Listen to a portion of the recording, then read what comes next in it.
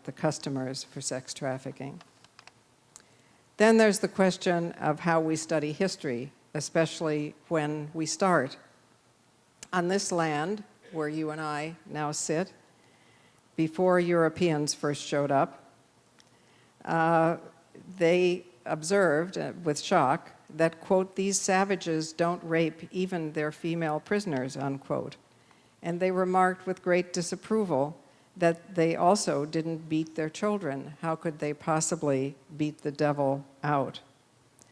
So women were judged to be immoral because they controlled their own fertility.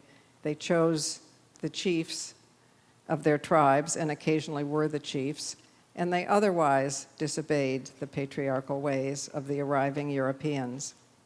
Is this what inspired European women to imagine equality and seek suffrage? We know they had dinner with Seneca women every Sunday night in upstate New York. We know they had constant contact. We know they wrote about each other, and yet we don't hear this part of the history. My dear friend Wilma Mankiller, the chief of the Cherokee Nation, who left us last month, often said, on this continent and on most continents, feminism is memory. Finally, we need you, we need the Radcliffe Institute and your thinkers to help us understand what is happening in our daily political lives. For instance, many people in this country are alarmed by the current throwing around of epithets like fascist and communist. We're alarmed by the big increase in arms sales and recruitment for racist and other extremist groups.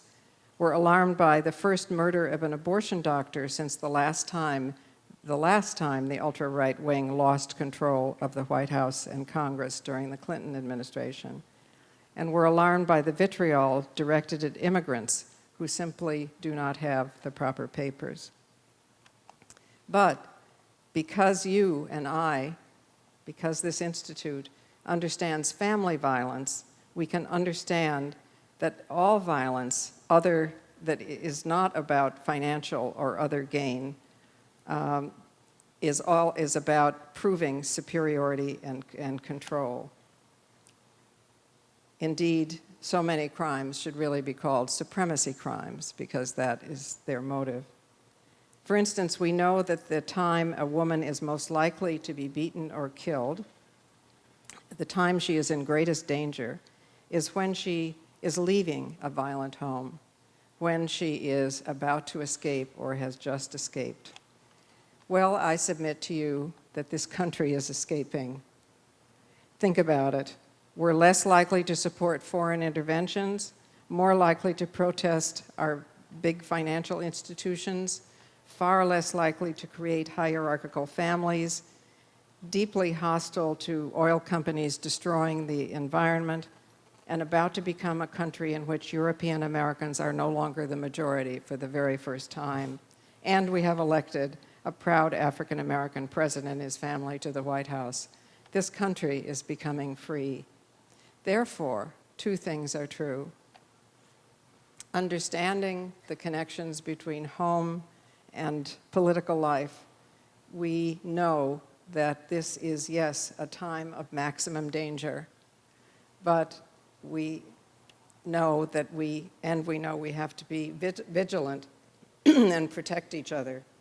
But just as we would never tell a woman to stay in a violent home, we will not stop seeking freedom either. It is those connections which you in this room, by looking at the world as if everyone mattered, it is those connections that you uniquely can make. It is those that are the causes and those that will transform the Princeton Institute, that will transform our lives, and that will truly make us a whole people instead of one divided and labeled and compartmentalized. I'm so grateful for this medal. I will do my best to live up to it. And I would only say to each of us in this room that, in this universe, that the art of behaving ethically and effectively is behaving as if everything we do matters. I used to use the image of a butterfly because I had heard a physicist say the flap of a butterfly's wing can change the weather hundreds of miles away, and I thought that was very inspiring. But even I, hopeaholic that I am, had to admit that it was a little saccharine as an image of change. So I went to learn about butterflies, and I understand the Institute has a scholar of butterflies at the moment, right? And I discovered that the actual change was much more complicated, that in the body of the caterpillar, there is something called, I think really called, imaginal cells. Isn't that a wonderful phrase? Imaginal cells. And those cells know how to become a butterfly, but need nourishment.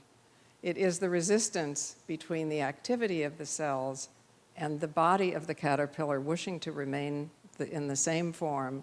It is that friction and resistance that reduces the caterpillar to a gelatinous mass, as they say, that feeds the cells and that makes the butterfly possible. It is a much, much more realistic image of change. I hope that it makes us not afraid of friction, not afraid of being honest with each other, not afraid at looking at the big questions and the small. But what it tells us, it seems to me, is that each one of us in this room is an imaginal cell. And together, we make one world-changing butterfly. Thank you.